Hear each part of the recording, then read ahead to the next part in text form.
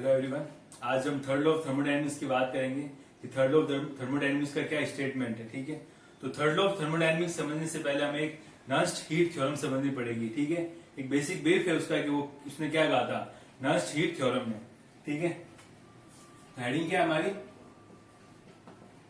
Third law of thermodynamics. ठीक है, इसके अंदर एक नर्स्ट हीट थ्योरम है, ताकि उस नर्स्ट हीट थ्योरम को पढ़ के हम थर्ड लॉ ऑफ थर्मोडायनेमिक्स के स्टेटमेंट को अच्छे से समझ सकें। हीट थ्योरम, ठीक है, तो नर्स्ट हीट थ्योरम के अकॉर्डिंग क्या है आपकी जो गिब्स हेल्महोल्ट्ज इक्वेशन है वो क्या है आपकी, डेल्टा जी बराबर delta H plus T delta G upon del T constant pressure के ऊपर। यही आपकी क्या है गिब्स हेल्महोल्ट्ज इक्वेशन है।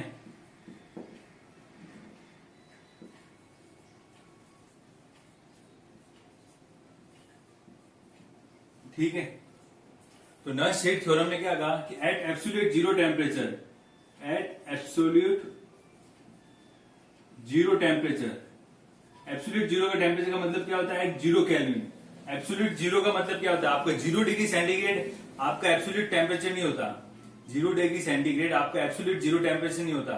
एब्सोल्यूट टेम्परेचर का मतलब है, एब्सोल्यूट जीरो का मतलब क्या हो गया, जीरो केल्विन टेम्परेचर। तो इसने कहा कि जीरो केल्विन टेम्परेचर पर, यानी जब टेम्परेचर टर्म जीरो हो जाएगी तो ये टर्म जीरो हो गई, तो आपका डेल्टा जी किसके बराबर आ गया, डेल्टा एच के बराबर। एट एब्सोल्यूट जीरो टेम्परेचर मतलब जीरो केल्विन टेम्परेचर के ऊपर आपका डेल जी अपॉन डेल टी, ये टेम्परेचर क्या हो गया आपका जीरो होगा, तो ये टर्म पूरी जीरो हो जाएगी, तो डेल जी किसके बराबर आ जाएगा, डेल एच के बराबर। तो यहाँ पे कंक्लूजन निकल के आया कि टेम्परेचर डिक्रीज करने पे, टेम्परेचर डिक्रीज करते जाओगे आप, जैसे जैसे टेम्परेचर को आप जीरो तक लेके जाओगे तो ये वैल्यू ओवरऑल क्या होती जाएगी, कम होती जाएगी।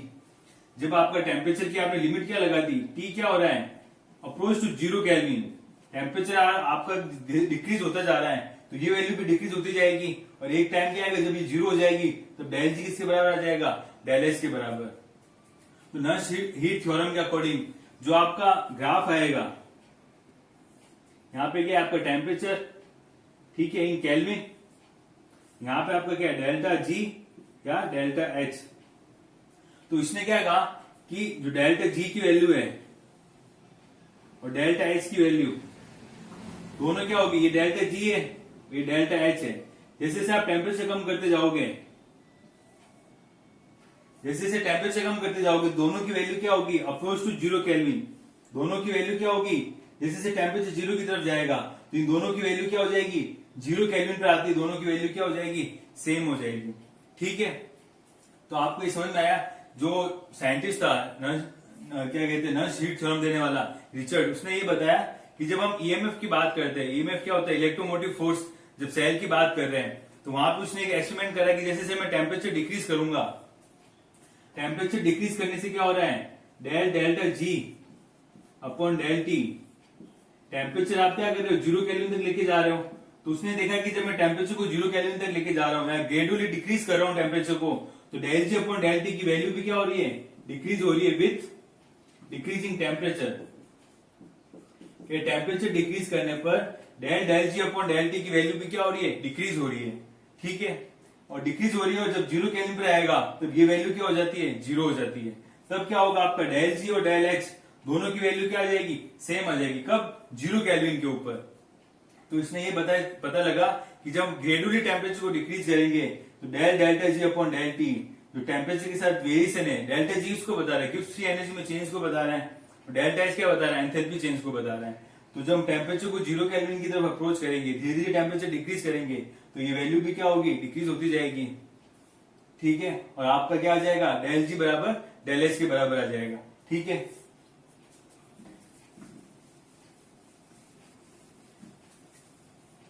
आगे क्या है, हमने ये इक्वेशन पढ़ी है, delta G upon del T किसके बराबर आता है, माइनस डेल्टा एच के बराबर आता है, ये है ना भाई। डीजी बराबर क्या था आपका, माइनस का H D T plus V DP था।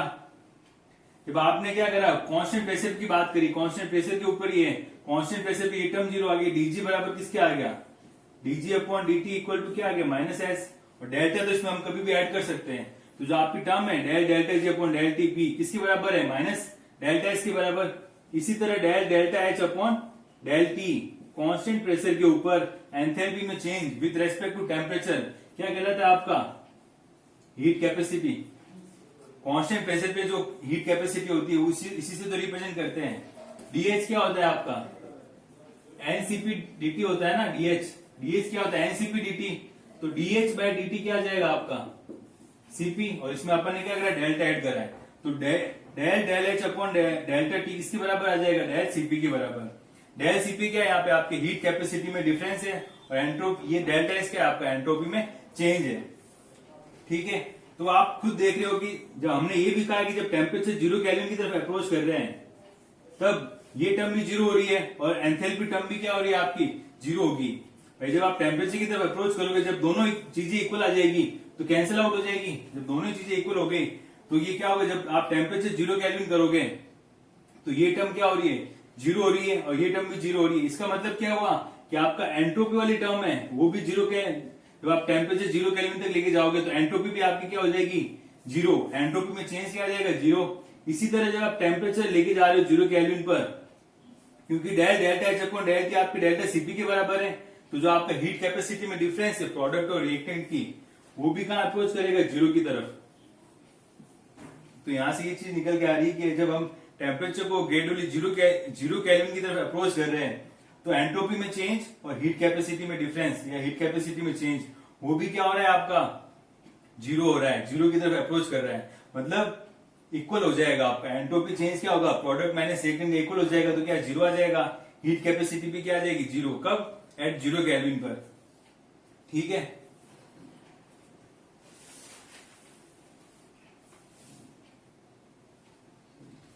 और जो नर्स हीट थ्योरम थी वो किसके लिए एप्लीकेबल थी, ओनली फॉर सॉलिड के लिए, प्योर सॉलिड कंपाउंड के लिए। उसने ये बताया था कि जो प्योर सॉलिड कंपाउंड होते हैं उनके लिए एंट्रोपी में चेंज एट 0 केल्विन क्या होगा, 0, और हीट कैपेसिटी में चेंज 0 केल्विन पे क्या आ जाएगा, 0।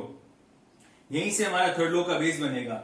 नर्स हीट थ्योरम थी उसने क्या बताया कि जो प्योर सॉलिड होते हैं, प्योर परफेक्ट क्रिस्टलाइन सॉलिड होते हैं, उनके लिए एंट्रोपी में चेंज 0 केल्विन पे क्या हो जाता है, 0। या कह सकते हैं कि टेम्परेचर डिक्रीज करने पर एंट्रोपी भी क्या हो रही है, डिक्रीज हो रही है, और जब 0 केल्विन हो जाएगा टेम्परेचर तब आपकी एंट्रोपी क्या हो जाएगी, 0। इसी तरह हीट कैपेसिटी भी क्या हो जाएगी आपकी, 0 हो जाएगी। अब थर्ड लॉ के स्टेटमेंट क्या है वो लिख लेते हैं।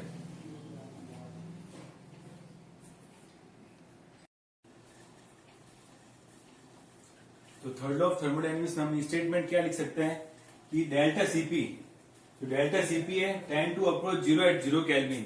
डेल्टा सीपी क्या हो रहा है आपका, 0 हो रहा है कब, जब 0 केल्विन कर रहा है। इसका मतलब क्या हुआ कि 0 केल्विन पर जो हीट कैपेसिटी है आपके प्रोडक्ट और रिएक्टेंट की इन सॉलिड स्टेट में क्या हो गया, आइडेंटिकल हो गई।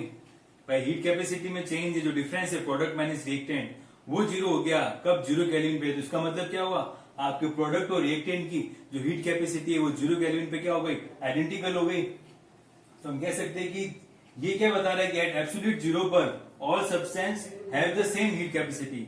0 केल्विन पर जितने भी सॉलिड सब्सटेंस है उनकी हीट कैपेसिटी क्या होगी, आइडेंटिकल होगी, सेम होगी, क्योंकि सबकी हीट कैपेसिटी क्या हो जाएगी, 0 केल्विन पे 0 हो गई, तो सबकी हीट कैपेसिटी क्या हो गई, सेम होगी। तो यहाँ पे लिमिट क्या है, जब टेम्परेचर हम 0 केल्विन पे लेके जा रहे हैं तो आपकी हीट कैपेसिटी क्या हो गई, 0 हो गई। इसी तरह जब एंट्रोपी की बात करेंगे तो एंट्रोपी में चेंज क्या हो रहा है, 0 हो रहा है कब, जब 0 केल्विन रख रहे हैं, टेम्परेचर क्या आपका एब्सोल्यूट 0 है। इसका मतलब क्या हुआ कि entropy change of a process involving the solid become 0 at 0 kelvin. Entropy change है किसी भी प्रोसेस के लिए, किसके लिए, सॉलिड के लिए, तो वो क्या हो जाएगा, 0 हो जाएगा कब, 0 केल्विन पर। तो at 0 kelvin the entropy change for a process involving the solid becomes 0 at 0 kelvin. तो स्टेटमेंट पूछता है कि स्टेटमेंट क्या जाएगा, एट एब्सोल्यूट 0 ऑफ टेम्परेचर, यानी कि 0 केल्विन के ऊपर जो एंट्रोपी ऑफ एवरी सब्सटेंस है, जो एंट्रोपी है किसी भी सब्सटेंस की, या तो 0 हो सकती है या फिर 0 किसके लिए हो जाएगी, it does 0 in the case of perfect crystalline.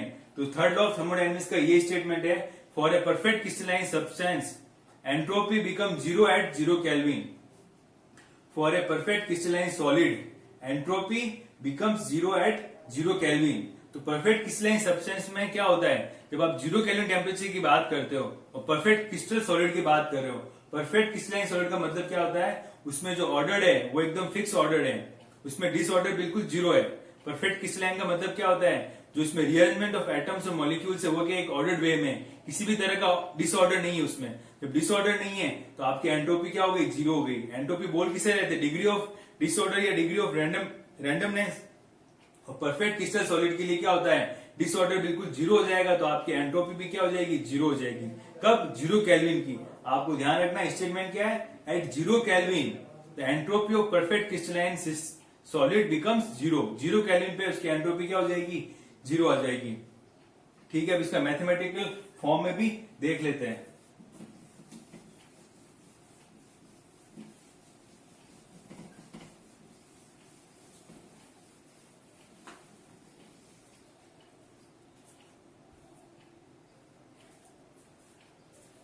ठीक है, तो एंट्रोपी क्या होता है, ds equal to D Q upon T. अब हम क्या बात कर रहे हैं कि जो सारा जो प्रोसेस हो रहा है वो किस पे हो रहा है, एट कांस्टेंट प्रेशर के ऊपर। कांस्टेंट प्रेशर पे क्या आएगा आपका, ds कांस्टेंट प्रेशर पे equal to dq constant pressure पे अपॉन टी। ओके, अब इस पूरी इन दोनों को मैं क्या कर दूंगा, टेम्परेचर के साथ डिफरेंशिएट कर दूं, मतलब ds upon dt constant pressure पे, और ये क्या आ जाएगा dq upon dt constant pressure के ऊपर 1 अपॉन टी है ये। मैंने क्या करा, इन दोनों को टेम्परेचर के साथ डिफरेंशिएट कर दिया एट कांस्टेंट प्रेशर के ऊपर। ठीक है, फिर हम क्या जानते हैं कि dq अपॉन dt किसके ऊपर, कांस्टेंट प्रेशर के ऊपर किसके बराबर होता है, heat capacity at constant pressure. भाई हीट कैपेसिटी बोल किसे रहते हैं, Q बाय टी तो आपकी हीट कैपेसिटी थी। जब कांस्टेंट प्रेशर पे हीट कैपेसिटी की बात करूंगा उसको हम क्या बोलते थे, Cp। तो ds upon dt constant pressure पे, और dq बाय dt की जगह क्या रख सकता हूं मैं, Cp अपॉन टी, ये t है ये नीचे, तो यहां से ds क्या आ जाएगा, Cp dt अपॉन टी, ये dt वहां चला जाएगा तो क्या आ जाएगा, Cp dt बाय टी आ जाएगा।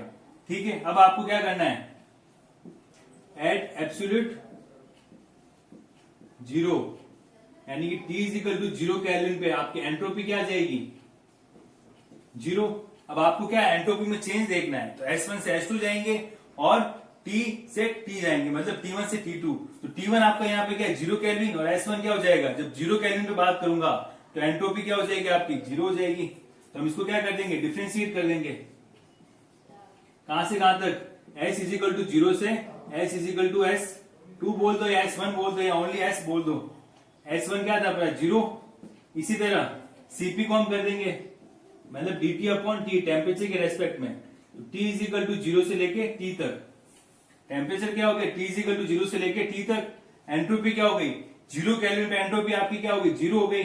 और कहां से कहां जा रहे हैं, S इजिकल टू S2 तक जा रहे हैं, तो इसका रिजल्ट क्या आ जाएगा, S2 minus S1 is equal to क्या आ जाएगा, Cp dln T, upper limit minus lower limit होता है, तो क्या आ जाएगा, इसका टेम्परेचर का क्या आ जाएगा, C dln T लिख सकते हैं इसको एक बार, T इजिकल टू 0 से T, Cp dln T लिख सकता हूं इसको मैं।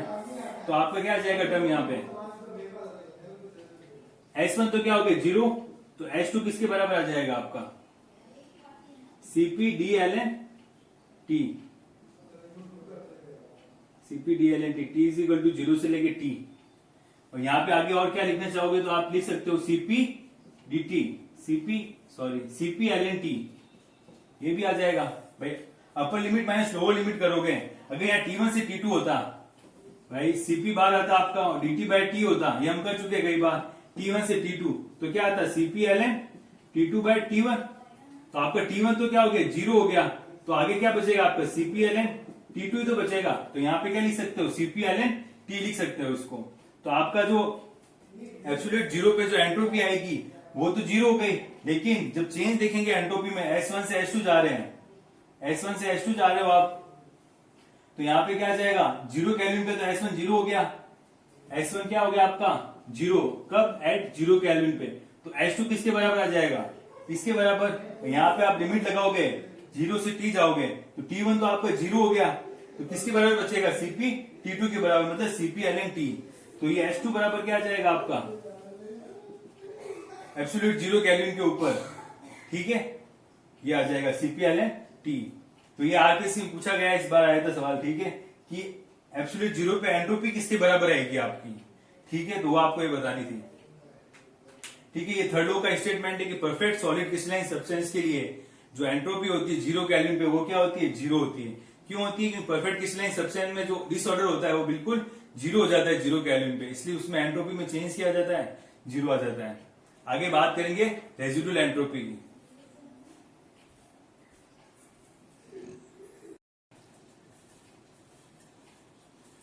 तो रेजिडुअल एंट्रोपी किसे कहेंगे वो देखना, ठीक है। रेजिडुअल का मतलब क्या होता है, बची हुई एंट्रोपी, कुछ ना कुछ। तो जब प्योर और परफेक्ट क्रिस्टलाइन सब्सटेंस की बात कर रहे हैं तो उसके लिए तो एंट्रोपी 0 केल्विन पे क्या हो गई, 0 हो गई। But entropy of non perfect या इम्परफेक्ट क्रिस्टलाइन सॉलिड की बात करें, परफेक्ट के लिए तो 0 हो गई, लेकिन इम्परफेक्ट या non perfect crystalline solid substance के लिए जो एंट्रोपी होगी वो 0 नहीं होती, will not be 0 at 0 kelvin. तो उसी एंट्रोपी को हम क्या कहते हैं, रेजिडुअल एंट्रोपी।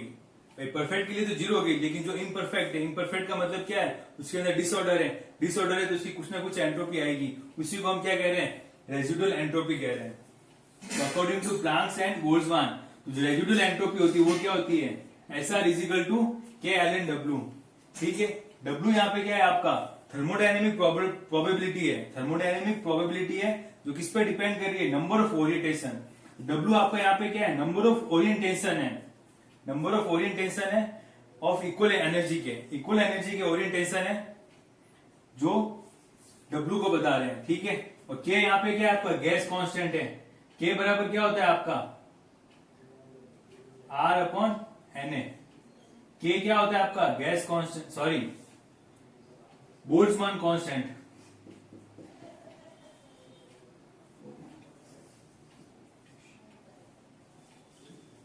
ठीक है। तो K यहाँ पे क्या है आपका, बोल्ट्जमान कांस्टेंट है, R/Na होता है, ठीक है। और इसकी न्यूमेरिकल वैल्यू कितनी होती है, 1.38 इंटू 10 की पावर -23 जूल केल्विन इनवर्स, ठीक है। हाँ, तो W यहाँ पे क्या है आपका, नंबर ऑफ ओरिएंटेशन, ठीक है। तो ये जो सबसे एग्जाम्पल क्या हो जाएंगे, H2, D2, N2O, CO, NO, water, तो इनके लिए 0 केल्विन पर इनकी एंट्रोपी क्या होती है, 0 नहीं होती है। ये क्या हो जाएंगे, H2, D2। आपको पूछे कि N2O के लिए, for a perfect crystalline N2O, आपको परफेक्ट क्रिस्टलाइन बोला है बट N2O बोल रहा है, N2O के लिए आपके लिए एंट्रोपी क्या होती है, 0 नहीं होगी कभी भी, वो क्योंकि उसकी क्या है आपकी नंबर ऑफ ओरिएंटेशन आते हैं। N2O और CO में number of orientation, number of orientation आपके कितने होते हैं, 2 होते हैं। तो आप W की जगह क्या रखोगे, 2 रखोगे, ठीक है। तो आप यहां पे क्या रख सकते हो कि अगर रेजिडुअल एंट्रोपी की बात करूंगा तो KLN/W है, और नंबर ऑफ ओरिएंटेशन आपके 2 है अगर, तो आप क्या रखोगे यहां पे, KLN/W की जगह 2 की पावर Na। Na यहाँ पे क्या आपके अवगाद्रो नंबर हो जाएंगे, ठीक है। भाई नंबर ऑफ ओरिएंटेशन 2 है, तो एक नंबर ऑफ एटम कितने होते हैं, एक मोल में नंबर ऑफ एटम कितने होते हैं, अवगाद्रो के बराबर होते हैं। तो भाई तो नंबर ऑफ ओरिएंटेशन 2 है, तो कितने का मतलब उसकी पावर कितने हो गए, कितने उसमें एटम है, उनके सबके ओरिएंटेशन कितने, 2 है। तो अवगाद्रो की पावर क्या आ जाए, मतलब 2 की ओरिएंटेशन की पावर क्या आ जाएगी, Na। आपको जितने ओरिएंटेशन दे रखे हैं उनकी पावर आपको Na लगानी है ऊपर, तो Ln की पावर आगे आ जाएगी यहाँ पे, तो क्या आ जाएगा, KNaLn2, और K को आप Na से करोगे मल्टीप्लाई, वो किसके बराबर आ जाएगा, R के। तो और क्या लिख सकते हो, RLn2, और इसको आप जब सॉल्व करोगे तो आपका आंसर कितना आ जाएगा,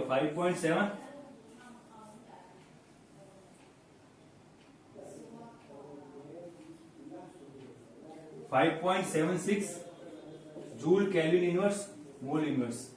तो यहाँ पे आपको W की जगह आपने क्या रखा, नंबर ऑफ ओरिएंटेशन रखे, भाई N2 और CO के नंबर ऑफ ओरिएंटेशन 2 होते हैं, तो आपने 2 रख दिए। और कितने उसमें नंबर ऑफ एटम पर मोल है, ये पर मोल की बात कर रहे हैं, नंबर ऑफ ओरिएंटेशन पर मोल की बात कर रहे हैं, इसलिए हमने ये करा है। तो पर मोल के लिए क्या आ जाएगा, Na ऊपर लगा देंगे, Na आगे आएगा, तो KNA को क्या बोल रहे हैं, R। तो R भी क्या होती है, R की वैल्यू क्या होती है, joule kelvin inverse mole inverse. Joule kelvin inverse mole inverse, या तो आप सीधा यहाँ पे आर रख दो, ये मत लगाओ, या तो इसका एक फॉर्मूला क्या हो जाएगा, ठीक है, ये पर मोल का फॉर्मूला नहीं होगा, के एल एन डब्ल्यू आपका पर मोल नहीं आएगा, वो क्या आ रहा है आपका जूल पर केल्विन ही आ रहा है। अगर आपको पर मोल चाहिए तो आपको क्या करना पड़ेगा, यहाँ पे आर एल एन डब्ल्यू लग दो सीधा, R L N W, W के ऊपर जो एन था वो आगे आ गया, वो कन्वर्ट हो गया। अगर आपको पर मोल चाहिए तो यहाँ पे जूल केल्विन इनवर्स पर मोल आ जाएगा, ये पर मोल में नहीं आएगा कि जब आप के रखोगे यहाँ पे, तो आर एन डब्ल्यू आप सीधा फॉर्मूला रख सकते हो, ठीक है। तो ये रेजिडुअल एंट्रोपी का फॉर्मूला है, के एल एन डब्ल्यू, डब्ल्यू यहाँ पे क्या आपकी प्रोबेबिलिटी है थर्मोडायनेमिक, जो किसको बता रहा है, नंबर ऑफ ओरिएंटेशन को बता रहा है, ऑफ इक्वल एनर्जी के कितने उसमें ओरिएंटेशन हो रहे हैं। या कह सकते हैं कि रेजिडुअल एंट्रोपी किसको बता रही है, arrangement of atoms and molecule. तो रेजिडुअल एंट्रोपी आ रही है जीरो केल्विन, वो किसके लिए किस वजह से आ रही है, क्योंकि जो आपको मॉलिक्यूल है उसमें अल्टरनेटिव अरेंजमेंट आ रहे हैं। अल्टरनेटिव अरेंजमेंट का मतलब क्या हुआ कि CO भी हो सकता है और OC भी हो सकता है, ठीक है, इस तरह के अल्टरनेट अरेंजमेंट आ रहे हैं। NO2 है तो NO हो जाएगा, ONO हो जाएगा, या फिर ONO, तो इस तरह के अल्टरनेटिव अरेंजमेंट आ रहे हैं मॉलिक्यूल में, उस वजह से उसकी जो कुछ ना कुछ एंट्रोपी आ रही है, रेजिडुअल एंट्रोपी आ रही है। यहाँ परफेक्ट ऑर्डर्ड अरेंजमेंट में फिक्स नहीं है यहाँ पे, इस वजह से इसमें क्या आ रही है, रेजिडुअल एंट्रोपी आ रही है।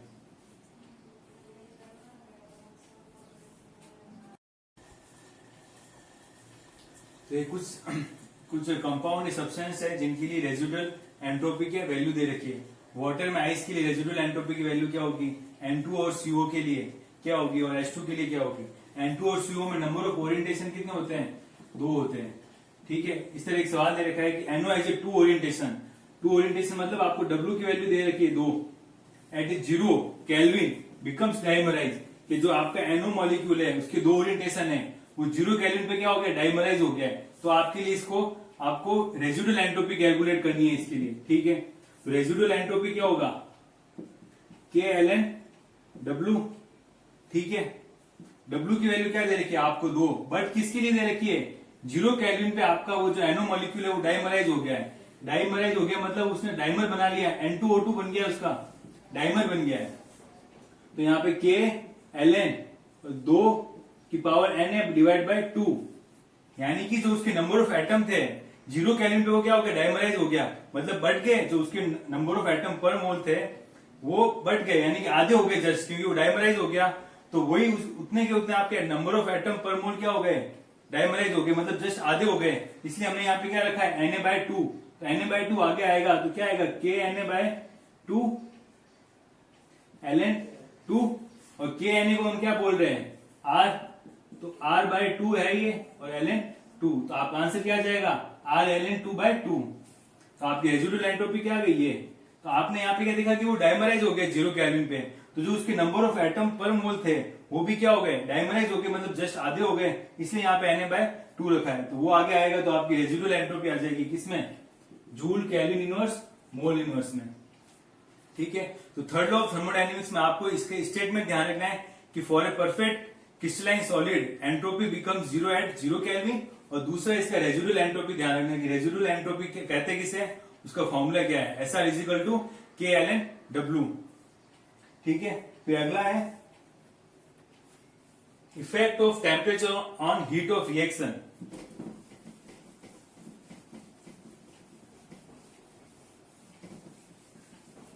जो किरचॉफ इक्वेशन है उसके बारे में, ठीक है। Effect of temperature on heat of reaction, ठीक है। तो कांस्टेंट टेम्परेचर के ऊपर, ठीक है, जब आपका कांस्टेंट प्रेशर है तब जो आपकी हीट ऑफ रिएक्शन है किसके बराबर होती है, डेल्टा एच के बराबर, और कांस्टेंट वॉल्यूम के ऊपर आपकी जो हीट ऑफ रिएक्शन है वो किसके बराबर होती है, डेल्टा ई के बराबर है, हम पढ़ चुके हैं भाई। कांस्टेंट प्रेशर के ऊपर जो आपकी हीट ऑफ रिएक्शन होती है, जो हीट में चेंज आ रहा है वो किसको बताता है, एंथैल्पी में चेंज के बराबर, और कांस्टेंट वॉल्यूम पे जो हीट में एक्सचेंज हो रहा है वो किसको बताता है, इंटरनल एनर्जी के बराबर। तो कांस्टेंट वॉल्यूम के ऊपर हमने क्या इक्वेशन पढ़ी थी एक, कि डेल्टा एच बराबर क्या होता है, delta E plus delta NG RT, यही तो होता है। फिर किरचॉफ ने यहाँ पे इक्वेशन दी, किरचॉफ इक्वेशन के effect of temperature on heat of reaction, यानी कि dq अपॉन dt, इसी को तो हम क्या बोल रहे थे, हीट कैपेसिटी बोल रहे थे C। ठीक है, अब इसी हीट कैपेसिटी को जब हम कांस्टेंट प्रेशर के ऊपर बात करेंगे, कांस्टेंट प्रेशर के ऊपर, तो क्या आ जाएगा dq upon dt, constant pressure पे किसको आ जाएगा, Cp के बराबर, और कांस्टेंट प्रेशर पे हीट में चेंज किसको बताता है, डेल्टा H को बराबर, तो d delta H upon del T constant pressure पे, तो Cp क्या आ जाएगा, डेल्टा Cp। यही आपका क्या था, किरचॉफ इक्वेशन दी कि effect of temperature on heat of reaction किसको बताता है, हीट कैपेसिटी को बताता है। भाई टेम्परेचर चेंज विद, भाई टेम्परेचर चेंज करने पे हीट में क्या चेंज आ रहा है, उसी को हीट कैपेसिटी कह रहे थे। और किरचॉफ इक्वेशन किसके बारे में, इसी के बारे में, कि effect of temperature on heat of reaction. तो कांस्टेंट प्रेशर पे हीट किसके बराबर आ जाएगी, डेल्टा एच के बराबर अपॉन डेल टी। तो ये आपका क्या आ गया, एक फॉर्मूला आ गया। डेल्टा एच को क्या लिख सकते हैं, del H two minus del H one upon T two minus T one, और डेल्टा सीपी क्या हो जाएगा आपका, प्रोडक्ट माइनस रिएक्टेंट। सीपी किसकी है, प्रोडक्ट का माइनस रिएक्टेंट, इसको ऐसे लिख दीजिए, प्रोडक्ट माइनस सीपी रिएक्टेंट का। अगर रिएक्टेंट या प्रोडक्ट में आगे कुछ मोल है, उसकी स्टोइकियोमेट्री, तो विद स्टोइकियोमेट्री आपको उसकी वैल्यू रखनी है। इसी तरह हम जब इसकी बात करेंगे कि कांस्टेंट वॉल्यूम के ऊपर क्या होगा,